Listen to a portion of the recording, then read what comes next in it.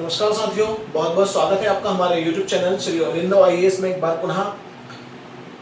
देखिए, आपको डिस्क्रिप्शन में दिख रहा होगा आज हम जिस मुद्दे पर बात करने वाले हैं वो हमारा कौन सा मुद्दा है। बेहद इंपॉर्टेंट मुद्दा है और बेहद ही ज्यादा न्यूज में रहने वाला, और आजकल जिस तरीके की कंट्री कंडीशन है, जिस तरह की आज की वर्तमान स्थिति है, उसके हिसाब से तो ये बहुत ही ज्यादा इंपॉर्टेंट अपने आप में हो जाता है। ठीक है, तो देखिए हमारा जो प्रियम्बल की सीरीज है उस एपिसोड 3 में आज हम जिस वर्ड पर बात करने वाले हैं वो है पंथ निरपेक्ष, ठीक, या धर्म निरपेक्ष, या फिर हमने क्या बोलूं सेक्युलरिज्म। ठीक है, हम इस पर पर्टिकुलर बात करने वाले हैं। Is that clear? अब देखिए, सबसे पहले इंपॉर्टेंट बात तो यह है कि हम बात कर रहे हैं प्रियम्बल के परिप्रेक्ष्य में। ठीक है, मतलब प्रस्तावना के मामले में। तो प्रस्तावना में जो पंथ निरपेक्ष वर्ड था, मतलब धर्म निरपेक्ष वर्ड नहीं लिखा है, पंथ निरपेक्ष वर्ड लिखा है, लेकिन मैं अभी आगे आपको समझाऊंगा कि पंथ निरपेक्ष और धर्म निरपेक्ष क्या होता है। तो देखिए, प्रियम्बल में जो पंथ निरपेक्ष वर्ड है वो 1976 में 42nd कॉन्स्टिट्यूशनल अमेंडमेंट, कौन सा संविधान संशोधन, 42nd कॉन्स्टिट्यूशनल अमेंडमेंट, 42वें संविधान संशोधन के माध्यम से रखा गया है। ठीक है, 42वें संविधान संशोधन के माध्यम से हमारी प्रस्तावना में जो है पंथ निरपेक्ष जो वर्ड है वो जोड़ दिया गया था। ठीक है, और भी दो शब्द जोड़े गए हैं, वो मैं आपको बता चुका हूं पहले ही। अब आप यहां देखेंगे कि पहला क्वेश्चन तो ये अराइज होता है कि जब 1947 में हमारा देश आजाद हुआ, ठीक है, उसके बाद हमने मेकिंग ऑफ द कॉन्स्टिट्यूशन पढ़ लिया है। मेकिंग ऑफ द कॉन्स्टिट्यूशन हम स्टडी कर चुके हैं। तो उस समय क्या 1947 से लेकर 1976 तक क्या भारत पंथ निरपेक्ष नहीं था? पहली इंपॉर्टेंट बात वो होती है, क्या भारत उस समय तक पंथ निरपेक्ष नहीं था? पहली बात अगर हम ये देखें तो देखिए, इसका आंसर सबसे पहले मैं ये आपको देना चाहूंगा, क्योंकि सबसे पहला क्वेश्चन आपको यही अराइज होगा कि 1976 में हमारे प्रियम्बल में 42nd कॉन्स्टिट्यूशनल अमेंडमेंट के थ्रू पंथ निरपेक्ष वर्ड जोड़ दिया गया। तो क्या उसी समय भारत जो है पंथ निरपेक्ष बना? उससे पहले क्या भारत पंथ निरपेक्ष नहीं था? तो ऐसा बिल्कुल नहीं है। उससे पहले भी जो पंथ निरपेक्षता की अवधारणा है, जो कंसेप्ट है, मतलब जो हमारे यहाँ पर सेक्युलरिज्म का जो कंसेप्ट है, वो हमारे कॉन्स्टिट्यूशन में जो है स्टार्टिंग से ही है, कॉन्स्टिट्यूशन में है। ठीक है, और किस तरीके से है मैं बता दूं आपको। जो आपके फंडामेंटल राइट्स हैं, उन फंडामेंटल राइट्स में आप देखेंगे, डीपीएसपी में देखेंगे, जुडिशरी के लेवल पर आप देखेंगे, है ना, किसके लेवल पर देखेंगे, जुडिशरी के लेवल पर भी आप देखेंगे, मतलब पूरे कॉन्स्टिट्यूशन के लेवल पर अगर आप देखेंगे तो आपको मिलेगा कि भारत पंथ निरपेक्ष राष्ट्र ही प्रारंभ से रहा है। अपनी आजादी के बाद से ही भारत कहीं ना कहीं जो है पंथ निरपेक्ष राष्ट्र रहा है। उसका जो संविधान है, उसका जो कॉन्स्टिट्यूशन है, कहीं ना कहीं सेक्युलरिज्म पर बेस्ड कॉन्स्टिट्यूशन ही रहा है। क्योंकि हमारे यहाँ तो मल्टीकल्चरलिज्म है, ठीक है, मतलब बहुसंस्कृतिवाद है, उसको हमने आज तक अच्छे से संजो कर रखा है। आज तक हम कहीं ना कहीं उसको अच्छे से आगे बढ़ा रहे हैं। क्यों बढ़ा रहे हैं? क्योंकि प्रारंभ से ही जब हमारे कॉन्स्टिट्यूशन की नींव डली थी, उस कॉन्स्टिट्यूशन की नींव के साथ ही अगर मैं बात आपसे बोलूं तो कहीं ना कहीं सेक्युलरिज्म का कंसेप्ट उसी में हमें मिलेगा, और बिल्कुल आगे आपको देखने के लिए मिलेगा जब मैं अभी आपको जब पढ़ाऊंगा कि कॉन्स्टिट्यूशन के मामले में किस किस तरीके से जो है पंथ निरपेक्षता की बात कहां कहां होती है, तो वहां आपको क्लियर हो जाएगा कि हाँ भाई, ये सब चीजें तो 1976 से पहले ही भारत के संविधान में थी। तो भारत ऐसा तो है नहीं कि इसके बाद पंथ निरपेक्ष बना, वो तो पहले से ही पंथ निरपेक्ष कहीं ना कहीं रहा है। Is that clear? अब सबसे इंपॉर्टेंट बात, पंथ निरपेक्षता या धर्म निरपेक्षता। तो सबसे पहला क्वेश्चन आपके सामने ये उठता है कि धर्म या पंथ क्या है। सबसे पहली बात तो ये है कि धर्म क्या है या पंथ क्या है, हम उसे कैसे डिफाइन करेंगे। तो ध्यान रहे, उसको डिफाइन करने के लिए जो हमारे सुप्रीम कोर्ट है, उन्होंने भी एक बार जो है बताया कि किसको जो है धर्म माना जाएगा, और हमारे कॉन्स्टिट्यूशन का जो आर्टिकल 26 है, कहीं उसमें भी इस बात का जिक्र किया गया है।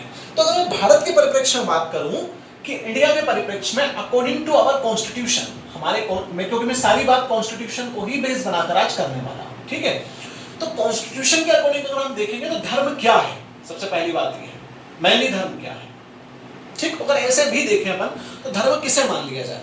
बेसिकली जो धर्म है उसमें रिलीजन जो होता है उस रिलीजन की पर्टिकुलर अपनी कोई एक तो पूजन पद्धति हो, साधना पद्धति हो, उसे मतलब उसमें जो स्पिरिचुअलिटी है, उस स्पिरिचुअलिटी का कोई पर्टिकुलर वे हो, मतलब कोई स्पेसिफिक वे हो, अगर मैं बोलूं कोई स्पेसिफिक वे हो उस स्पिरिचुअलिटी की तरफ जाने का, उस अध्यात्म की तरफ जाने का कोई स्पेसिफिक वे हो, और साथ में जो एक और बात मैं आपको बता दूं कि जो धर्म है उसका जो पंथ होता है, ठीक है, उस पंथ का अर्थ धर्म ही कहीं ना कहीं है, मतलब धर्म का एक और अर्थ पंथ हो सकता है, ठीक है, और धर्म का एक और अर्थ स्पेसिफिक वे हो सकता है किसी चीज की स्पिरिचुअलिटी को, मतलब उसके अध्यात्म के रास्ते पर चल के उस चीज को पाने का एक वे कहीं ना कहीं धर्म हो सकता है। मतलब ये मैंने जनरली साइंस में बताया है आपको, क्योंकि धर्म के मामले में कोई डेफिनेशन नहीं दे सकते, कोई भी डेफिनेशन आपको धर्म की प्रॉपर नहीं मिलेगी, ठीक है, प्रॉपर रिलीजन की कोई डेफिनेशन आपको बिल्कुल नहीं मिलने वाली है, इसलिए मैंने जनरल सेंस में आपको बात समझाने की कोशिश की है। तो कहने के धर्म का ही एक और रूप क्या है, पंथ है, हम ये बोल सकते हैं कि जो धर्म है उसी का एक और रूप जो है पंथ कहीं ना कहीं होता है। वो पंथ निरपेक्षता, धर्म निरपेक्षता हिंदी में दो अलग अलग है, लेकिन इंग्लिश में इसको सेक्युलरिज्म ही कहीं ना कहीं बोला जाता है, सेक्युलर ही कहीं ना कहीं इसको बोला जाता है। Is that clear? अब मैं आपको अगर यहाँ पढ़ाऊं तो मैंने आपको अपने स्टार्टिंग के जो पॉलिटिकल लेक्चर्स थे उनमें मैंने आपको डिफरेंट टाइप्स के पॉलिटिकल सिस्टम पढ़ाए हैं। अगर आपने कभी देखा हो उसको, अगर अच्छे से लेक्चर्स को आपने देखा हो तो मैंने आपको पढ़ाया है different types of political system. लेकिन मैं यहाँ पर फिर से उस चीज को एक बार बता दे रहा हूं आपको कि सबसे इंपॉर्टेंट चीज कि धर्म और राज्य के संदर्भ के आधार पर, धर्म और राज्य के संबंध के आधार पर, किसके संबंध के आधार पर? धर्म और राज्य के संबंध के आधार पर राजनीतिक व्यवस्था, ठीक है, या पॉलिटिकल सिस्टम किस पर बेस्ड बताएं आप? धर्म और राज्य, मतलब रिलीजियन, ठीक है, एंड स्टेट, इन दोनों का जो रिलेशन है उस रिलेशन पर बेस्ड जो पॉलिटिकल सिस्टम है वो कौन कौन से पॉलिटिकल सिस्टम है, हम वो थोड़ा सा कहीं ना कहीं देखते हैं कि वो कौन कौन से पॉलिटिकल सिस्टम इसमें आएंगे। तो देखो उन पॉलिटिकल सिस्टम्स की अगर आप पर्टिकुलर बात यहां पर करोगे तो पॉलिटिकल सिस्टम में मैंने आपको पहले भी पढ़ाया है कि सबसे पहले जो पॉलिटिकल सिस्टम आता है वो आता है दुनिया में थियोक्रेसी। कौन सा क्रेसी? थियोक्रेसी, जिसको हम बोलते हैं धर्मतंत्र। ये वर्ड मैं पहले भी अपने लेक्चर्स में आपसे जिक्र कर चुका हूं और इसके बारे में वहां पर भी आपको समझा चुका हूं। अगर आपने थोड़ा बहुत भी लेक्चर्स को देखा हो तो आपको बिल्कुल यहाँ पर ये याद आने वाला है। देखो थियोक्रेसी का कंसेप्ट क्या था? अगर मैं एंशिएंट टाइम की बात करूं, ठीक है, अगर मैं एंशिएंट टाइम पर जाऊं, अगर मैं प्राचीन समय पर जाऊं तो प्राचीन समय में क्या था? प्राचीन समय में जो रिलीजियन था, मतलब जो धर्म था, वही कहीं ना कहीं कॉन्स्टिट्यूशन था। जो धर्म था वही कहीं ना कहीं क्या था? कॉन्स्टिट्यूशन हुआ करता था।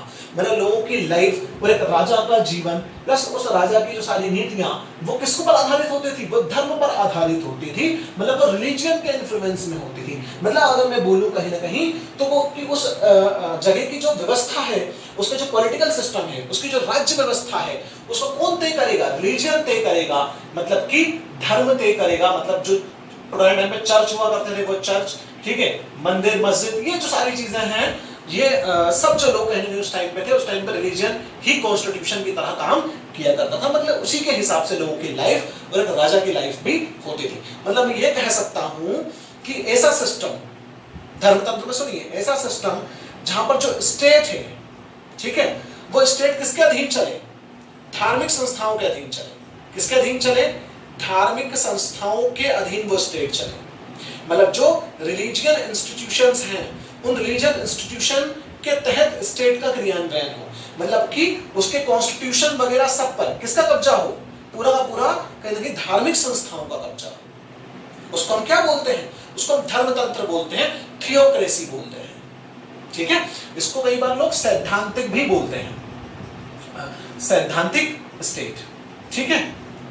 Is that clear? सैद्धांतिक राज्य किसके मामले में? धर्म के मामले में, जो सिर्फ और सिर्फ धर्म के ही सिद्धांतों को फॉलो करते हैं। इसका अभी तो बहुत कम एग्जांपल्स देखने के लिए मिलेंगे, लेकिन इसका एग्जांपल बहुत शानदार एग्जांपल हो सकता है वेटिकन सिटी। अगर आप देखेंगे तो वहां पर आपको कहीं ना कहीं आज भी जो है सारी चीजें रिलीजन के हैंडओवर ही देखने के लिए मिलेगी। तो इसको हम क्या बोलते हैं? धर्मतंत्र बोलते हैं। मैंने पहले आपसे बोला, मेरे पुराने लेक्चर्स में भी आप इन सब चीजों को देख सकते हैं। अब क्या होता है, थोड़ा सा जैसे जैसे उदार होते हुए हम आगे बढ़ेंगे, जैसे जैसे हम उदार होते हुए आगे बढ़ेंगे, जैसे उदारता से मतलब क्या कि धर्म के मामले में कि जैसे जैसे धर्म का प्रभाव कम होगा, जैसे सेकंड होता है वे स्टेट, या वे स्टेट का मतलब यहां पर सिंपल सी बात है, देश की बात होती है जब भी स्टेट की यहां पर बात होती है, तो वे स्टेट्स या वे देश जो कहीं ना कहीं किसी विशेष धर्म के प्रभाव में काम करते हैं, विशेष धर्म के प्रभाव में, विशेष धर्म के प्रभाव में राज्य व्यवस्था मतलब कि उनका जो कॉन्स्टिट्यूशन है उस कॉन्स्टिट्यूशन पर किसी स्पेशल रिलीजियन का, धर्म का जो है कहीं ना कहीं क्या रहे, प्रभाव रहे, मतलब वहां पर किसी विशेष धर्म के लोगों को ज्यादा राइट्स मिले, जो विशेष धर्म का प्रभाव मतलब विशेष धर्म के लोगों को राइट्स ज्यादा। तो यहाँ तो पूरा धर्म के हिसाब से तय हो रहा है, यहाँ तो पूरा धार्मिक संस्थाएं तय करेंगी कि स्टेट कैसा हुआ क्या नहीं, सारी चीजें। लेकिन यहाँ पर यह है कि स्टेट के पास भी अपने कुछ अधिकार हैं, ठीक है, वो भी कुछ चीजें अपनी कर रहा है, लेकिन कहीं ना कहीं वहां पर जो मेजोरिटी होगी, ठीक है, मतलब वहां पर जो कहीं ना कहीं बहुलता जिस धर्म की होगी उस धर्म के लोगों को राइट्स ज्यादा मिलेंगे अन्य धर्मों की तुलना में। Is that clear? जैसे इसका एग्जांपल मैं आपको देना चाहूं, श्रीलंका। श्रीलंका में कौन सा धर्म डोमिनेट करता है?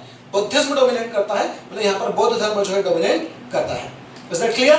ठीक, आगे इसी में अगर आप पढ़ेंगे तो जैसे आगे मैं बात करूं तो और कहीं अगर हम पर्टिकुलर चीज देखें तो थोड़ा सा देख लो इसमें पर्टिकुलर जो मेरे पास पेज है उसमें मैं देख रहा हूँ और कौन से एग्जांपल्स इसके पर्टिकुलर हो सकते हैं। तो देखिए इसके एग्जांपल और भी हो सकते हैं, जैसे मैं आपको देना चाहूँ, हाँ, पाकिस्तान हमारा पड़ोसी राष्ट्र, बिल्कुल इसका एग्जांपल, वहां पर किसका बहुत ज्यादा प्रभाव है? इस्लाम का बहुत ज्यादा प्रभाव है, यहाँ पर बौद्ध धर्म का बहुत ज्यादा प्रभाव है। Is that clear? बढ़े आगे, ठीक। तो कहीं ना कहीं ये ऐसे एग्जांपल्स हैं जहां पर किसी विशेष धर्म का जो है प्रभाव देखने के लिए आपको मिलेगा, उन धर्म के लोगों को विशेष सुविधाएं देखने के लिए आपको मिलेंगी। Is that clear? ठीक। नेक्स्ट होता है धर्म विरोधी स्टेट, ठीक है, मतलब नास्तिक स्टेट, नास्तिक राज्य, ठीक है, मतलब एंटी रिलीजियस स्टेट। अगर मैं बात करूं तो नेक्स्ट कौन सा होगा? एंटी रिलीजियस स्टेट, जहां पर कहीं ना कहीं कार्ल मार्क्स वाला कंसेप्ट कहीं ना कहीं आपको देखने के लिए मिलेगा। क्योंकि कार्ल मार्क्स ने क्या बोला था? कार्ल मार्क्स ने बोला था कि धर्म एक अफीम की तरह है। धर्म किसकी तरह है? अफीम की तरह, जिसके नशे में लोग अच्छे तरीके से अपना काम नहीं कर पाएंगे, और स्टेट जो है उसके इन्फ्लुएंस में बहुत अच्छे तरीके से काम नहीं कर पाएगा। इसलिए स्टेट को धर्म के मामले में जो है किसी तरीके का हस्तक्षेप ना करते हुए उसका बिल्कुल विरोध करना चाहिए, और कहीं ना कहीं उसको एंटी रिलीजियस स्टेट की भूमिका निभानी चाहिए। ठीक, तो मतलब जो कार्ल मार्क्स को बहुत ज्यादा फॉलो करते हैं उन जगहों पर ये आपको देखने के लिए मिलेगा, जैसे कि चीन, ठीक है, यूएसएसआर जो पुराना वाला आपका है, मतलब कि रूस, इन जगहों पर आपको ये चीजें देखने के लिए मिल सकती हैं। मैं बहुत ज्यादा डेप्थ में इसको नहीं लेकर जा रहा हूं, जनरल एग्जांपल्स के माध्यम से आपको समझा दे रहा हूं। और एक और लास्ट जो होता है, ध्यान रहे किसके आधार पर? धर्म और राज्य के संबंध के आधार पर राजनीतिक व्यवस्था पढ़ रहे हैं। तो धर्म एवं राज्य के संबंध के आधार पर जो राजनीतिक व्यवस्था है वो चार तरह की राजनीतिक व्यवस्था है। वैसे कई बुक्स में कई जगहों पर इन दोनों को मिलाकर सैद्धांतिक स्टेट बोल दिया जाता है। मैं ये भी आपको बता दूं, तीन तरीके से ही मिलेगा कई जगहों पर। इन दोनों को मिलाकर जो है सैद्धांतिक स्टेट वो बोल देंगे, तो तीन तरीके से भी हो सकता है, लेकिन पर्टिकुलर मैं यहाँ पर चार तरीके आपको बता रहा हूँ, मतलब चार प्रकार आपको बता रहा हूँ। और फोर्थ जो हमें पढ़ना है, जो हमारा अहम मुद्दा है, वो है धर्म निरपेक्ष स्टेट या धर्म निरपेक्ष राज्य। तो धर्मनिरपेक्ष राज्य का मतलब क्या होता है, क्या नहीं होता है, वो हम थोड़ा सा देख लेते हैं कि राज्य, कौन सा राज्य जो है धर्मनिरपेक्ष राज्य रहेगा, उसकी क्या क्या विशेषताएं हो सकती हैं, ठीक है, उसमें किन किन मूल्यों को, किन किन वैल्यूज को हम समाहित करते हैं, ये अपने आप में सबसे ज्यादा इंपॉर्टेंट यहाँ पर देखने वाला है। ध्यान रहे ये टॉपिक आपको बहुत सारी जगहों पर कोरिलेट करेगा। आपके फर्स्ट पेपर हिस्ट्री से कोरिलेटेड है, ठीक है, पॉलिटिकल साइंस से कोरिलेटेड तो है ही, कॉन्स्टिट्यूशन वाला जो पोर्शन है उससे तो कोरिलेटेड है ही, सोशियोलॉजी से भी जुड़ जाता है कहीं ना कहीं, ठीक है, और अगर हम पर्टिकुलर बात करें तो इंटरनेशनल रिलेशन से भी जुड़ जाता है, ठीक। उसके अलावा ऐसा राइटिंग में काम आ सकता है, और कहीं ना कहीं जो है ये टॉपिक जो है आपको करंट के परिप्रेक्ष्य में, करंट की स्थितियों को देखने के लिए भी बहुत ज्यादा काम आने वाला है। क्योंकि आपको करंट की अच्छी स्थितियों के बारे में अगर पता करना हो, अच्छे डिबेट्स में अगर पार्टिसिपेट करना हो, अच्छे तरीके से अगर चीजों को सोचना हो, तो आपको ये सब चीजें वाकई में पता होना चाहिए, किस तरीके का हमारे कॉन्स्टिट्यूशन में बातें की गई हैं पंथ निरपेक्षता को लेकर या धर्म निरपेक्षता को लेकर। क्योंकि भारत जो है कहीं ना कहीं पंथ निरपेक्ष राष्ट्र है, मैं अभी बता दूं आपको, ये कहीं ना कहीं हम सिद्ध भी कर देंगे। कुछ अपवादों को अगर छोड़ दिया जाएगा तो आपको बिल्कुल यही मिलने वाला है। देखिए हम थोड़ा सा धर्म निरपेक्षता जो है उसको हम थोड़ा सा देख लेते हैं। अब देखिए धर्मनिरपेक्ष राज्य, धर्मनिरपेक्ष राज्य, ठीक है, एक सेक्युलर स्टेट। अब एक स्टेट कैसा स्टेट सेक्युलर होगा? अब देखिए इंडिया की अगर हम पर्टिकुलर बात करें तो जो चीजें सेक्युलर स्टेट के लिए इंपॉर्टेंट है, क्या वो इंडिया में भी है? और हमें वो देखना है। क्या इंडियन कॉन्स्टिट्यूशन भी उन सब चीजों को देता है जो किसके अंदर आती है? सेक्युलर स्टेट के अंतर्गत आती है।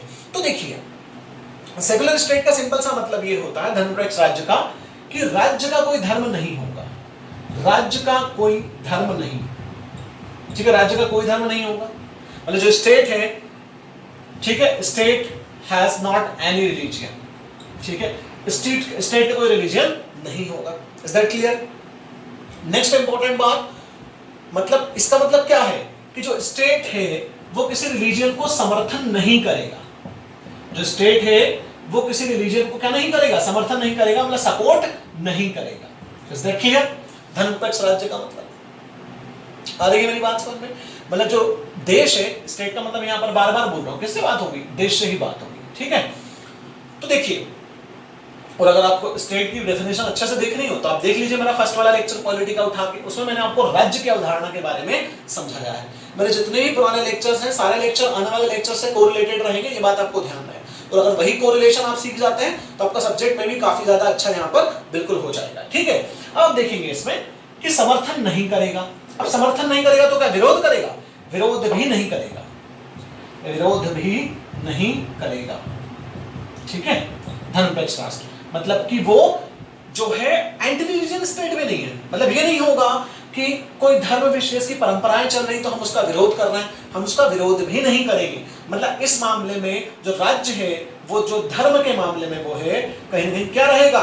वो धर्म के मामले में ऐसा रहेगा कि वो किसी तरीके को इंटरफेयर नहीं करेगा। मतलब धर्म में राज्य का किसी तरीके का इंटरफेयर नहीं होगा।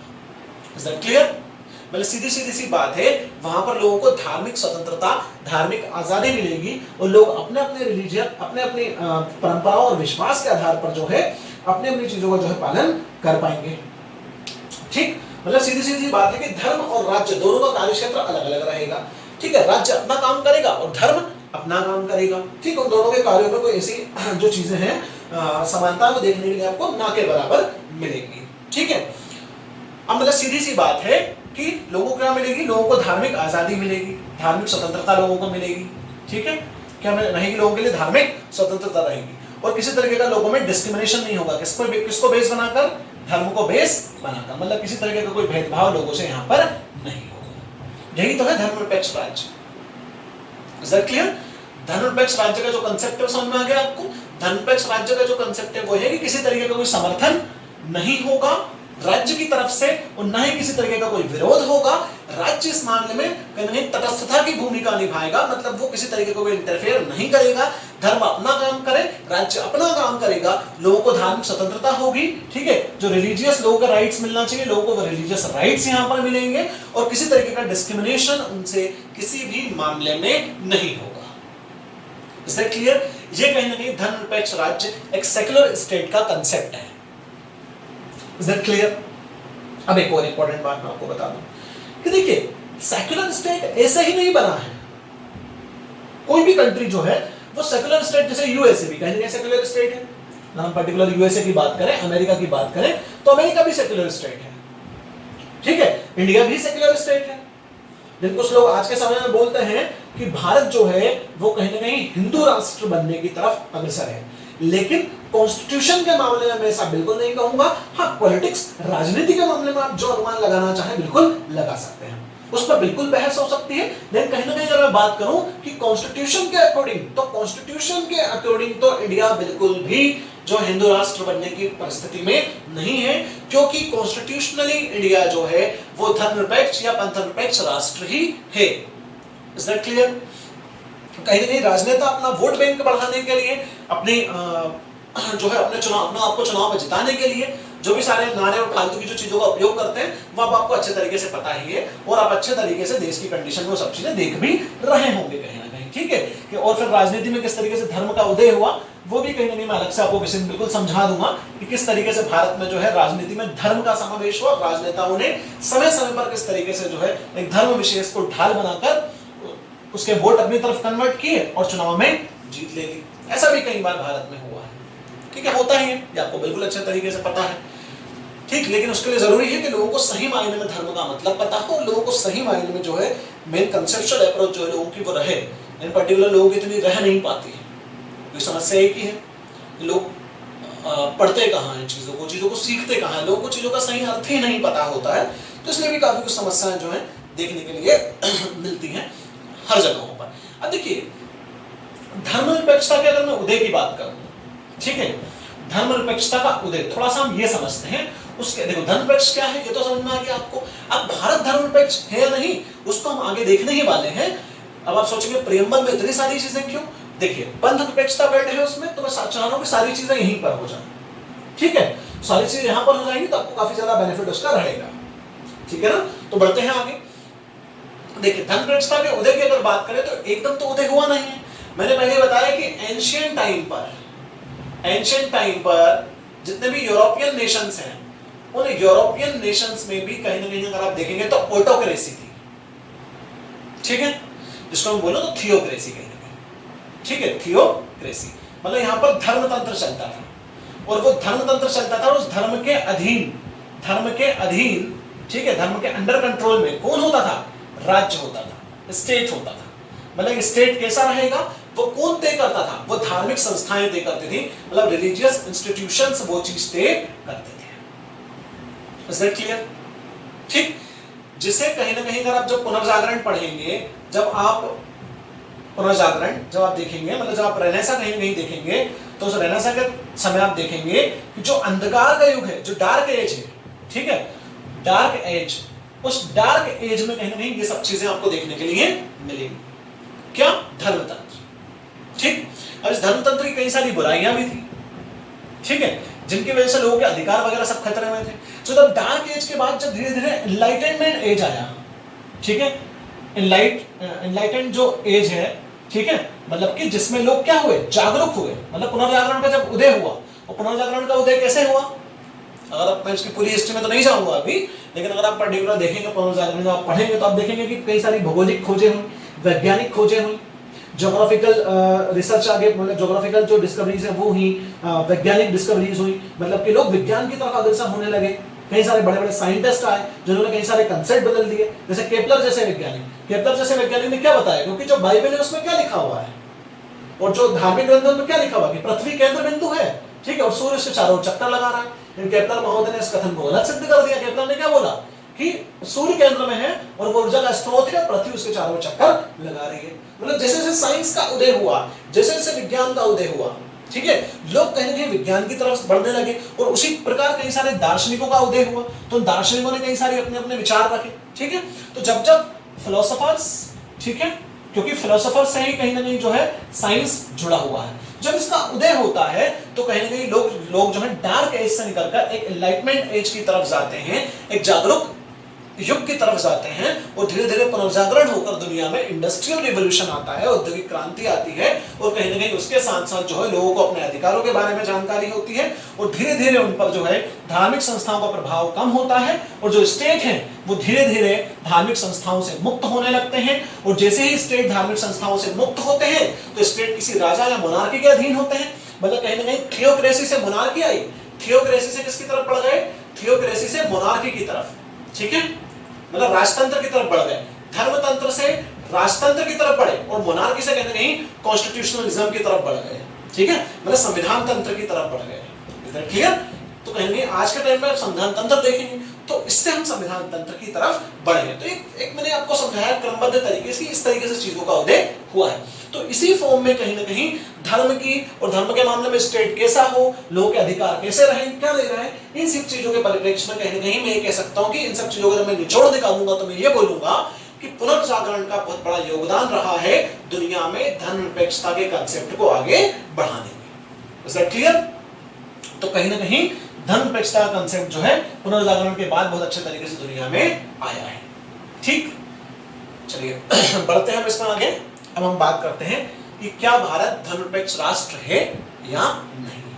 मतलब जो पंथ निरपेक्ष वर्ड हमारे प्रियम्बल में है, ठीक है, तो क्या भारत वैसा ही है या नहीं। और एक और चीज, धर्मनिरपेक्ष राज्य के दो मॉडल होते हैं, ठीक है, उसमें से भारत कौन से मॉडल को फॉलो करता है? देखिएगा, मॉडल्स ऑफ सेक्युलर स्टेट, इसके दो मॉडल भी तो आपने बिल्कुल सुना ही होगा, ये अधिकांश जगहों पर सुनने के लिए मिल जाएगा।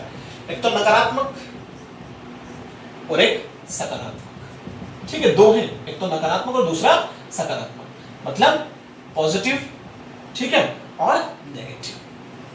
अब इन दोनों में क्या डिफरेंस है? सेक्युलर स्टेट में धर्मनिरपेक्ष राज्य के जो मॉडल हैं दोनों, इन दोनों मॉडल्स में क्या डिफरेंस है, हम ये भी देख लेते हैं थोड़ा सा। देखिए, इन दोनों मॉडल में सबसे बड़ा डिफरेंस ये है कि नकारात्मक जो धर्मनिरपेक्षता है, धर्मनिरपेक्षता का मतलब तो मैंने बता ही दिया है कि धर्मनिरपेक्षता का मतलब क्या है। नकारात्मक धर्मनिरपेक्षता में यह है कि किसी भी तरीके से जो स्टेट है, ठीक है, वो धर्म को फॉलो ना करते हुए धर्म से पूर्णतः दूरी बना ले, धर्म से क्या कर ले, वो पूर्णतः दूरी बना ले और धर्म के मामले में वो इंटरफेयर ना करे, ठीक, और वो ये तय कर दे कि किसी भी तरीके से राज्य जो है धर्म से जुड़ा हुआ नहीं है। मतलब लोग, अब देखिए, आप सोचेंगे ये तो एंटी रिलीजियस स्टेट हो गया, मतलब ये तो धर्म विरोधी स्टेट हो गया। जब ये धर्म विरोधी स्टेट हो गया तो किस तरीके से सेकुलर स्टेट हुआ? धर्म विरोधी स्टेट नहीं है, धर्म से दूर है, धर्म का विरोध नहीं कर रहा है। आ रही बात समझ में? धर्म से दूर है बट किसी धर्म का विरोध नहीं कर रहा है और अपने यहां धार्मिक आजादियां दे रहा है। क्योंकि जो एंटी रिलीजियस स्टेट है वहां तो धर्म का विरोध होगा कि आप किसी भी धर्म को मत मानिए, आपको धर्म को मानना ही नहीं है, धर्म जैसी कोई चीज ही नहीं है। कार्ल मार्क्स का सिंपल सा कांसेप्ट था, धर्म जैसी कोई चीज नहीं, धर्म का फीम है, उसको बिल्कुल उपयोग आपको नहीं करना, मतलब उसको बिल्कुल कहीं नहीं आपको नहीं मानना है, धर्म का औचित्य ही नहीं है। Is that clear? ठीक है। लेकिन जो होलियोग वगैरह के बारे में जो आप पढ़ेंगे एथिक्स वाले पोर्शन में पढ़ाऊंगा होलियोग के बारे में, तो उन्होंने धर्म से तटस्थता के भाव की बात की है, तो वो हम आगे उसमें उस टाइम पर देखेंगे जब हम वहां पढ़ेंगे तब। तो देखो, नेगेटिव में क्या है, नकारात्मक में धर्म से नाता ना रखें और ये तय कर दें कि राज्य का धर्म से संबंध ना के बराबर है, जो धर्म है, ठीक है, वो धर्म की स्वतंत्रता जो लोगों को है वो मिली हुई है, अपने अपनी स्वतंत्रता का उपयोग करें, लेकिन जो गवर्नमेंट की जगह है, जो पब्लिक प्लेसेस हैं, पब्लिक जो स्कूल्स हैं, ठीक है, जो मैदान है, जो गार्डन्स है, उन जगहों पर आप किसी भी तरीके से जो है धार्मिक परंपराओं का पालन करते हुए नहीं दिखेंगे, मतलब अपने विशेष धर्म का बेवजह जो है वहां पर पालन नहीं करेंगे। जैसे कि आपको ये चीज देखने के लिए मिलेगी फ्रांस में, ठीक है ना, फ्रांस ने इस मॉडल को फॉलो किया कहीं नहीं, किसको? नेगेटिव सेक्युलरिज्म को, मतलब उसने अपने यहाँ पर बुर्का पहनने पर पाबंदी लगा दी थी, सिखों की पगड़ी पर बहुत विवाद वहां पर कई बार हुआ है, तो ये सारी चीजें हैं, ठीक है ना। मतलब क्रिश्चियन बच्चा वहां पर, मतलब किसी भी तरीके से स्कूल में बच्चा कोई भी जो धार्मिक सिंबल की चीजें पहनकर नहीं आएगा। आपको धार्मिक स्वतंत्रता है, लेकिन धार्मिक स्वतंत्रता आपको अपने प्लेस पर है, अपने तरीके से किसी भी तरीके से धार्मिक स्वतंत्रता का उपयोग कीजिए, लेकिन कहीं ना कहीं आपकी धार्मिक स्वतंत्रता जो है पब्लिक प्लेसेस पर नहीं दिखाई देगी। तो ये कहीं ना कहीं नकारात्मक सेक्युलरिज्म है, नकारात्मक सेक्युलर स्टेट है। और सकारात्मक पॉजिटिव में क्या है? पॉजिटिव में ये है कि सभी धर्मों का बराबर सम्मान होगा और सभी धर्मों से निकटता होगी, ठीक है, और सभी धर्मों को जो है कहीं ना कहीं हम क्या बोलेंगे, सभी धर्मों को अपने अपने तरीके से आजादी होगी और वो कहीं ना कहीं पब्लिक प्लेसेस पर भी अपने धर्म के सिंबल वगैरह जो भी सारी चीजें पहनकर या कोई भी चीज कर जो है आ सकते हैं। Is that clear? तो कहीं ना कहीं इसीलिए भारत ने जो है इस मामले में इसको वर्ड जो है पंथ निरपेक्षता का कांसेप्ट लेकर आया कि हम पंथ निरपेक्ष हैं, मतलब हम धर्म, संप्रदाय या पंथ के मामले में कैसे रहेंगे? निरपेक्ष रहेंगे। पंथ निरपेक्षता वाला कांसेप्ट है, मतलब जो सकारात्मक, जो पॉजिटिव कहीं ना कहीं सेक्युलर स्टेट है उसको पंथ निरपेक्षता की श्रेणी में रख दिया जाता है, और इसमें विशेष तौर पर इंडिया और कौन आता है? यूएसए आता है, विशेष तौर पर इंडिया और यूएसए। Is that clear? अब क्या भारत सेक्युलर स्टेट है? सबसे बड़ा क्वेश्चन ये हमारे सामने होता है। तो हम देखें कि कॉन्स्टिट्यूशन के तरीके से क्या भारत सेक्युलर स्टेट है, क्योंकि हमें यही पढ़ना है, क्योंकि हमारी पर्टिकुलर कॉन्स्टिट्यूशन की ही सीरीज चल रही है, तो मैं कॉन्स्टिट्यूशन के ही मामले में आपको यहाँ पर समझाऊंगा कि कॉन्स्टिट्यूशन के ही मामले में भारत जो है धर्मनिरपेक्ष है या नहीं। अगर मैं इसको बहुत ज्यादा डिटेल बढ़ाने की बात करूं तो बहुत ज्यादा लंबा भी जा सकता है, लेकिन मैं कोशिश करूंगा कि ये नॉर्मली जो है आपको कमी जो मतलब शॉर्ट में थोड़ा सा जो है हो जाए, ठीक है, और उसमें आपको अधिकांश जो चीजें हैं वो भी समझ में आ जाए।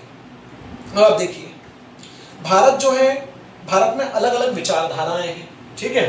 मतलब भारत में गांधी की विचारधारा भी है, भारत में नेहरू की विचारधारा भी है, ठीक है। भारत में सरदार वल्लभ भाई पटेल की विचारधारा भी है, और भारत में अगर हम पर्टिकुलर बात करेंगे तो कहीं श्यामा प्रसाद मुखर्जी की भी विचारधारा देखने के लिए मिलती है, ठीक है। बीजेपी पर अपनी एक विचारधारा का प्रभाव है, कांग्रेस पर अपनी विचारधारा का प्रभाव है। अगर पॉलिटिकल पार्टीज की बात करें तो, है ना, तो मैं भी पॉलिटिकल पार्टीज पर नहीं जाऊंगा, लेकिन अगर मैं बोलूं विचारधाराओं के मामले में और राजनीति के मामले में मैं थोड़ा सा देखूं तो इंडिया को सेकुलर स्टेट कहने में आपको थोड़ी बहुत प्रॉब्लम हो सकती है, पॉलिटिक्स के मामले में भी, राजनीति के मामले में भी, ठीक है। लेकिन अगर मैं कॉन्स्टिट्यूशन के मामले में बात करूंगा, ठीक है, और न्यायपालिका के मामले में, क्योंकि कॉन्स्टिट्यूशन के दायरे में न्यायपालिका को हम रख लेंगे, तो मैं यहां पर किसके बेस पर बात करूंगा, कॉन्स्टिट्यूशन के बेस पर, ठीक है। कॉन्स्टिट्यूशन के बेस पर इंडिया में धर्मनिरपेक्षता, है ना, कॉन्स्टिट्यूशन के बेस पर इंडिया में क्या, धर्मनिरपेक्षता, मतलब सेक्युलरिज्म। तो क्या कॉन्स्टिट्यूशन के बेस पर इंडिया में सेक्युलरिज्म है, देखते हैं।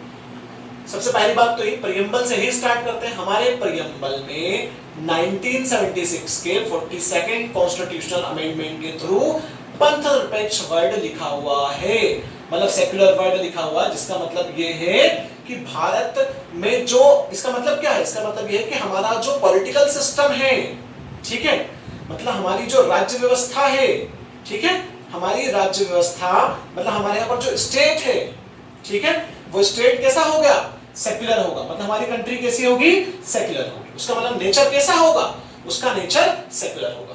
पहली बात तो ये, पहला इंपॉर्टेंट पॉइंट तो ये क्लियर होगा कि दर्शाता है। सेकंड इंपॉर्टेंट बात, ठीक, कि जो हमारी नागरिकता से रिलेटेड कंसेप्ट है, ठीक है, जो आर्टिकल 5 से लेकर 11 तक है, जो हमारी नागरिकता से रिलेटेड कंसेप्ट हमारे यहाँ पर जो दिए हुए हैं, मतलब अब मैं जब आगे पढ़ाऊंगा, आगे सीरीज में वही सारी चीजें आने वाली हैं, तो अगर आप नागरिकता के मामले में भी देखेंगे तो किसी तरीके से धार्मिक भेदभाव नागरिकता के मामले में भी आपको देखने के लिए नहीं मिलेगा, मतलब सिटीजनशिप के मामले में, ठीक है, किस तरीके का कोई भेदभाव हमारे यहाँ पर नहीं है, डिस्क्रिमिनेशन हमारे यहाँ पर नहीं। हाँ, ऐसे कुछ नियम, रूल्स, कायदे कानून है, CAA जैसे भी आया है, ये सारी चीजें, तो इन पर आगे आपको डिस्कशन करने के लिए मिल जाएगा। थर्ड पॉइंट बहुत इंपॉर्टेंट है, वेरी वेरी इंपॉर्टेंट। अब मैं बात करूं मौलिक अधिकार, फंडामेंटल राइट्स। क्या फंडामेंटल राइट्स के मामले में, मौलिक अधिकारों के मामले में हमारे यहां पर क्या कॉन्स्टिट्यूशन में रिलीजियस जो है राइट्स लोगों को दिए हैं या नहीं दिए हैं, हम वो देख लेते हैं। अगर रिलीजियस राइट्स लोगों को दिए हुए हैं और वो राइट्स धर्मनिरपेक्षता के कंसेप्ट पर खरे अगर उतरते हैं, तो कहीं ना कहीं बात करेंगे कि मौलिक अधिकारों के मामले में भारत जो है कहीं ना कहीं क्या है, धर्मनिरपेक्ष दिखाई देता है। थोड़ा सा देख लेते हैं। आप देखेंगे जब आर्टिकल कौन कौन से, देखिए आर्टिकल 14, 15, 16, कानून के समक्ष समानता, धर्म, जाति, लिंग इनके आधार पर भेदभाव नहीं होगा, ठीक है, समान अवसर, ये सारी चीजें आपको देखने के लिए मिलेंगी। जब आगे मैं पढ़ाऊंगा आपको कि मौलिक अधिकार जो वाले जो पूरा लेक्चर लूंगा, तो वहां पर इनको डिटेल में पढ़ाऊंगा। लेकिन जब आप देखेंगे आर्टिकल 14, 15, 16, तो इनमें आपको देखने के लिए मिलेगा कि लोगों को जो है, लोगों के साथ धर्म के मामले में किसी तरीके का भेदभाव नहीं हो रहा है, ठीक है। कानून की नजर में भी सब लोग समान हैं, ठीक, और धर्म के मामले में भी किसी तरह का भेदभाव नहीं है। यहाँ तो लिखा ही हुआ है, धर्म, जाति, मूल, लिंग, वंश के आधार पर भेदभाव नहीं होगा। 16, आर्टिकल 16, अवसरों की समानता है, ठीक। बढ़ते हैं आगे, है ना। अब आगे देखिए आप, इसी में थोड़ा सा और आगे है, इसको बढ़ा दूं मौलिक अधिकारों को। तो देखिए मौलिक अधिकारों में अगर मैं आगे बढ़ूं तो हमारे यहाँ पर धार्मिक स्वतंत्रता का अधिकार है, ये तो हमारा एक मूल अधिकार ही है। धार्मिक स्वतंत्रता का अधिकार ये हमारे मूल अधिकारों में ही शामिल है। ध्यान रहे, मैं आंसर राइटिंग के हिसाब से कंटेंट दे रहा हूं और मैं थोड़ा सा स्टेट PSC के हिसाब से सारी चीजें पढ़ा रहा हूं। धार्मिक स्वतंत्रता का अधिकार, लेकिन UPSC को भी टचेबल करेंगी सारी चीजें। तो धार्मिक स्वतंत्रता के अधिकार की अगर हम पर्टिकुलर बात यहाँ पर करते हैं, तो धार्मिक स्वतंत्रता में अगर आप देखेंगे तो आर्टिकल 25 से लेकर आर्टिकल 28 तक, है ना, आर्टिकल 25 से लेकर कहां तक, 28 तक, ये हमारा एक फंडामेंटल राइट है, जिसमें आर्टिकल 25, 26, 27 और 28 इन चारों में कहीं ना कहीं धार्मिक स्वतंत्रता की बात की गई है।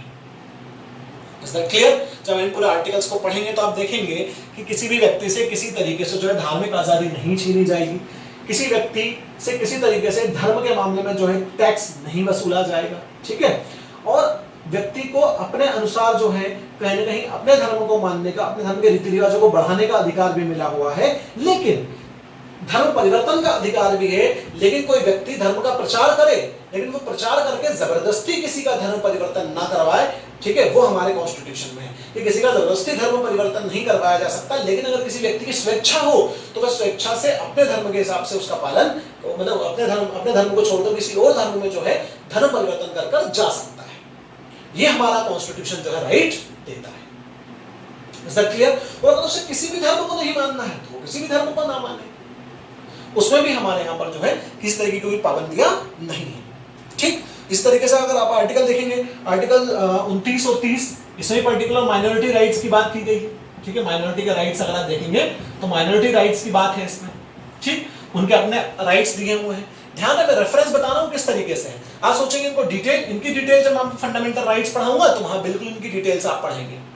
तो अल्पसंख्यकों के अधिकार यहां पर दिए हुए हैं। इसके अलावा एक और आर्टिकल है, आर्टिकल 44, जिसमें यूनिफॉर्म सिविल कोड की बात की गई है। यूनिफॉर्म सिविल कोड, ठीक है, एकल नागरिक संहिता, सबके लिए समान नागरिक संहिता। हालांकि वो कंप्लीटली हमारे यहाँ आई नहीं है, लेकिन प्रयास चल रहे हैं। ठीक, तो यूनिफॉर्म सिविल कोड की बात हमारे यहाँ पर है।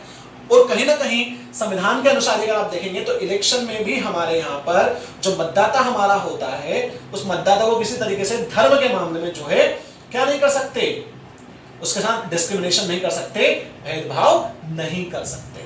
तो कहीं ना कहीं मैंने शॉर्ट में ही आपको समझाई ये सारी चीजें इसमें, क्योंकि ये सब चीजें आगे आप पढ़ने वाले हैं। लेकिन अगर आप देखें, देखिए प्रेम्बल में जो वर्ड है, तो कभी कभार आ सकता है क्वेश्चन आपसे घुमाकर वो पूछ ले कि क्या भारत के प्रेम्बल में लिखा है पंथ निरपेक्ष, तो क्या भारत पंथ निरपेक्षता की कसौटी पर कॉन्स्टिट्यूशन के अकॉर्डिंग खड़ा उतरता है? क्या उस कसौटी को पूरा कर पाता है? तो बिल्कुल आप इन सब चीजों का रेफरेंस देकर लिख दीजिएगा कि ये जो सब चीजें हैं, ये इतने आर्टिकल्स, ठीक है, और ये जो सारी चीजें ये दर्शाती है कि कहीं ना कहीं भारत धर्मनिरपेक्ष राष्ट्र है।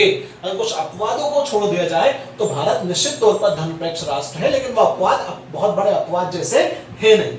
जैसे किसी को धार्मिक यात्रा पर सब्सिडी दे देना, ठीक है, और कहीं कुंभ मेले में सरकार थोड़ा बहुत अपना पैसा लगा दे, तो कहना कि धार्मिक सौहार्दता को बनाए रखने के लिए, ठीक है, और जो बहुलवादी संस्कृति और संस्कृति को एक बनाकर रखने के लिए कभी कभार अगर ऐसे प्रयास किए जाते हैं तो उनमें ऐसी कोई विशेष बुराई नहीं है। ठीक, ये बात आपको ध्यान रहे। तो ये कुछ अपवाद बिल्कुल हो सकते हैं, बाकी मेरे ख्याल से अपवाद जैसे बहुत बड़े अपवाद है नहीं। ठीक है, बढ़ते हैं आगे इसी में। इसमें अगर आप देखेंगे तो देखिए कानून वगैरह सब मामले में क्या है, कहीं ना कहीं सेम ही है, मतलब धर्मनिरपेक्ष राष्ट्र ही भारत कहीं ना कहीं है। और दूसरी इंपॉर्टेंट बात एक और है कि जो अलग अलग कानून है, उन अलग अलग कानूनों की जब बात, अब देखिए धर्मनिरपेक्षता वाले टॉपिक आपने पढ़ लिया कि धर्मनिरपेक्षता क्या है, तो ध्यान रहे जब भी आप अलग अलग कानूनों को पढ़े, जैसे CAA का जब लेक्चर लगे, IPC का जब लेक्चर लगे, CRPC का जब लेक्चर लगे, तो आप देखिएगा उनमें कि कहीं ना कहीं धर्म के मामले में कोई भेदभाव तो नहीं है। अब ये कोरिलेशन आपको करना आना चाहिए आने वाले लेक्चर्स में। तो मेरा मानना तो ये कानून के मामले में, ठीक है, न्यायपालिका के मामले में भी और संविधान के मामले में भारत जो है कहीं ना कहीं काफी हद तक जो है धर्मनिरपेक्ष राष्ट्र है। अब देखिए कंप्लीट 100 to 100% तो कहीं नहीं मिल सकता आपको, थोड़ा बहुत इधर उधर होता है मामला, लेकिन ठीक है, अगर वो 80 से 85% तक भी उस चीज को फुलफिल करता है तो हम मान सकते हैं कि ये उसी व्यवस्था की काफी ज्यादा करीब व्यवस्था है। ठीक, बाकी ऐसा तो अगर हम अपवाद उठाना चाहें तो अपवाद उठा सकते हैं। हाँ, मैंने पहले ही बोला कि राजनीति के मामले में मैं नहीं कह सकता, विचारधाराओं के मामले में मैं नहीं कह सकता। विचारधारा है, हालांकि ऐसी विचारधारा है भारत में जो अधिकांशतः यही चाहती है कि भारत धर्मनिरपेक्ष राष्ट्र है, लेकिन जो वर्तमान राजनीति परिप्रेक्ष्य है और जो राजनीति चल रही है पिछले कुछ समय से मतलब जो पिछले 15 से 20-30 सालों से जो राजनीति का जो चीजें हो चुकी हैं, मेरे ख्याल से 30 सालों के आसपास से जो राजनीति चल रही है इंडिया में, जो पॉलिटिक्स चल रही है, उसके आधार पर अगर आप देखेंगे तो कहीं कई बार लगता है कि कुछ लोग माइनॉरिटी को ज्यादा प्रेफरेंस देने की कोशिश करते हैं, कुछ लोग मेजोरिटी को ज्यादा प्रेफरेंस देने की कोशिश करते हैं। लेकिन आपको पता ही है ऐसा क्यों होता है, क्योंकि वो कहीं ना कहीं वोट बैंक की राजनीति है और उस राजनीति से हमें ऊपर उठकर ही यहाँ पर चीजें जो है सोचनी होंगी। Is that clear? ठीक, तो आप इतना जरूर ध्यान रखें कि किन किन बेस पर भारत जो है संविधान के मामले में धर्मनिरपेक्ष राष्ट्र रहता है। और जुडिशरी के मामले में तो है ही, क्योंकि इंडिया में जो जुडिशरी है वो किस चीज को फॉलो करता है, मैं बता दूं आपको, बहुत इंपॉर्टेंट बात है। जुडिशरी बोलता है कि रिलीजियस मोरालिटी जो है, रिलीजियस मोरालिटी मतलब कि जो धार्मिक नैतिकता है, ठीक है, उस धार्मिक नैतिकता से ऊपर, ठीक है, कॉन्स्टिट्यूशनल मॉरलिटी है, constitutional morality. Is that clear?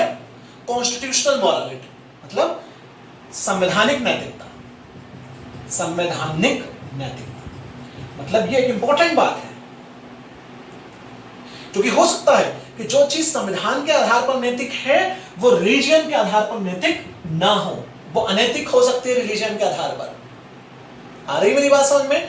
कई बार ऐसा होता है कि जो चीज कॉन्स्टिट्यूशन के आधार पर नैतिक है वो धर्म के आधार पर, रिलीजियस के आधार पर नैतिक ना हो, ये बिल्कुल हो सकता है। Is that clear? लेकिन अगर ऐसा मसला भी आता है, ऐसी चीजें भी अगर उलझती हैं, और जब जब रिलीजियस मॉरलिटी और कॉन्स्टिट्यूशनल मॉरलिटी की बात हुई है तो सुप्रीम कोर्ट में जुडिशरी ने हमेशा जो है कॉन्स्टिट्यूशनल मॉरलिटी को वैल्यू दी है। क्यों? क्योंकि हमारा देश चलता है किसके आधार पर? कॉन्स्टिट्यूशन के आधार पर, ठीक है। और कॉन्स्टिट्यूशन में क्या है? भारत धर्मनिरपेक्ष राष्ट्र है। ऐसा राष्ट्र है, धर्मनिरपेक्ष राष्ट्र है। हम किसी धर्म को पर्टिकुलर, हम किसी धर्म ग्रंथ की बातों को पर्टिकुलर इस तरीके से नहीं मानेंगे। भाई कुरान में क्या लिखा है, गीता में क्या लिखा है, बाइबल में क्या लिखा है, ठीक है, वो सब अपनी जगह है। कॉन्स्टिट्यूशनल मॉरलिटी अपनी जगह है। मतलब इन सबसे बड़ा अगर भारत में कोई है जुडिशरी के अकॉर्डिंग, न्यायपालिका के अकॉर्डिंग, तो वो कौन है? वो संविधान है, कॉन्स्टिट्यूशन है।